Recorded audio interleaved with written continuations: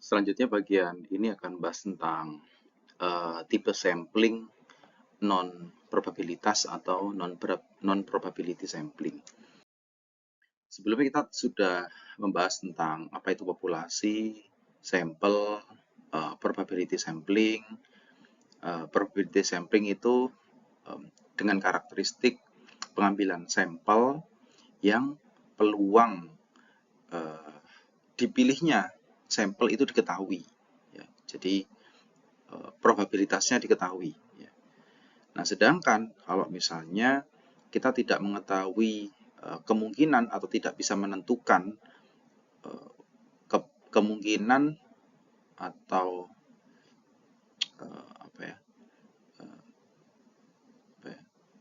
kesamaan hak untuk sampel itu dipilih, ya, sebagai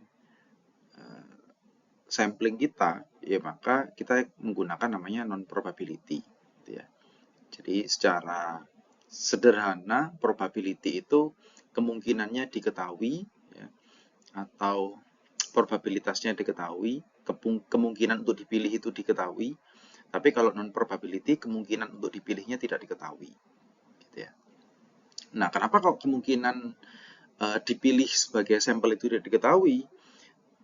Kemungkinan pertama, kita tidak mengetahui jumlah populasinya, ya, karena dia punya karakteristik yang sangat khas sehingga kita nggak tahu populasinya ada berapa. Bahkan populasinya ada atau enggak kita nggak mengetahuinya.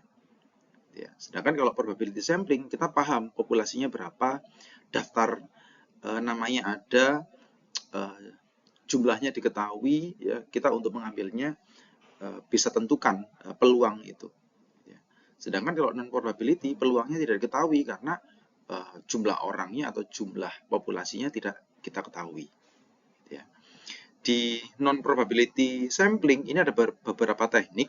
Yang pertama sequential, purposive, convenience, konsekutif, kuota sampling, dan snowball sampling. Nah, beberapa jenis non probability sampling ini digunakan pada penelitian-penelitian kualitatif. Yang pertama kita akan membahas tentang sequential sampling. Satu dan atau sekelompok subjek itu diambil dalam kurun waktu tertentu untuk menguji apakah beberapa kesimpulan, misalnya di satu hipotesis, itu dapat ditarik, diterima atau tidak. Jika sampel itu tidak meyakinkan, maka dapat mengambil kelompok subjek lain dan menguji hipotesisnya. Nah, proses ini terus berlanjut sampai sampel itu dirasa cukup untuk mengambil satu kesimpulan. Dibandingkan dengan sampling lain yang hanya memiliki dua pilihan, menolak atau menerima hipotesis, sequential sampling ini memberikan pilihan ketiga. Jadi untuk memilih kumpulan subjek sampel lain untuk mengulangi eksperimen sekali lagi jika hipotesisnya diterima. Peneliti dapat memperoleh sejumlah subjek sebelum memutuskan apakah akan menolak atau menerima hipotesis nulnya. Nah, selanjutnya convenience sampling atau sampel kenyamanan. Sampel ini dipilih atas dasar kenyamanan peneliti, ya, sehingga dia kurang representatif. Ini kelemahannya karena hanya berdasarkan pertimbangan mudah atau gampang saja untuk mendapatkan sampel. Gitu ya. Sangat populer di kalangan peneliti, ya, ini banyak digunakan termasuk dengan saya atau bahkan peneliti-peneliti pemula mahasiswa S1. Teknik ini memiliki kelebihan yaitu kemudahan dalam akses pada unit sampelnya. Karena sampel dipilih atas dasar ketersediaan dan kemudahan, setiap unit populasi tidak memiliki kesempatan atau peluang yang sama untuk diikutsertakan dalam sampel. Sebuah sampel kenyamanan adalah hanya berdasar menggunakan apa yang sudah tersedia. Jadi ya ini sangat terkait dengan kemudahan praktis saja dan ekonomis yang terkait dengan biaya dan waktu. Gitu ya. Yang lainnya adalah sampel berturut-turut atau konsekutif. Ya, ini mirip dengan convenience sampling. Satu-satunya perbedaan adalah bahwa teknik ini menggunakan semua subjek yang dapat diakses oleh peneliti dari satu lokasi di mana peneliti itu berasal, misalnya gitu. Teknik ini adalah yang terbaik di antara semua teknik pengambilan sampel non-probabilitas karena menyangkut semua subjek yang tersedia di suatu tempat. Ini memastikan bahwa sampel lebih mewakili populasi. Jadi mungkin ini tidak dikatakan sebagai sampling lagi, tapi penelitiannya pada level populasi. Biasanya karena kedekatan dan penggunaan atau representasi yang lebih kuat. Misalnya mahasiswa dalam satu angkatan, ya mungkin yang terdiri dari 100, 200, 300, bahkan 500 kita gunakan semua populasi satu angkatan di satu prodi itu memungkinkan, gitu ya. Ya mungkin ini bukan penelitian sampling lagi, tapi populasi, gitu ya. Karena semuanya digunakan. Selanjutnya kuota sampling, ya. Dari bahasanya ada kuota, ya. Peneliti menarik sampel yang sama atau proporsional dari segmen populasi yang berbeda. Dasar segmentasi populasi berdasarkan pada karakteristik yang berbeda. Sebelum pengambilan sampel, peneliti sengaja menentukan proporsi sampel yang akan diambil pada setiap segmen untuk memastikan bahwa setiap bagian populasi terwakili dalam sampel. Kuota tetap tidak tergantung pada karakteristik populasi. Misalnya, ya, jika 200 sampel perlu dipilih untuk penilaian tingkat kedisiplinan karyawan dalam instansi, kuota 50 sampel ditetapkan dari masing-masing dari 4 divisi perusahaan. Misalnya ada pemasaran, SDM, produksi, dan lainnya, gitu ya. Maka kita tentukan dulu, kita mengharapkan ada 200, maka karena ada 4 divisi, maka kita bagi setiap divisi atau setiap kuota itu 50 sampel, gitu ya. Kriteria penentuan kuota itu dapat berupa misalnya usia, jenis kelamin, pendidikan, etnis, agama, atau divisi yang konteksnya pada organisasi atau departemen, atau status ekonomi sosial, dan sebagainya. Nah, meskipun sampel kuota itu memastikan keterwakilan setiap segmen populasi, tapi tetap dia tidak dapat mewakili karakteristik populasi. Memang dia mewakili segmen, tapi dia tidak mewakili karakteristik populasi.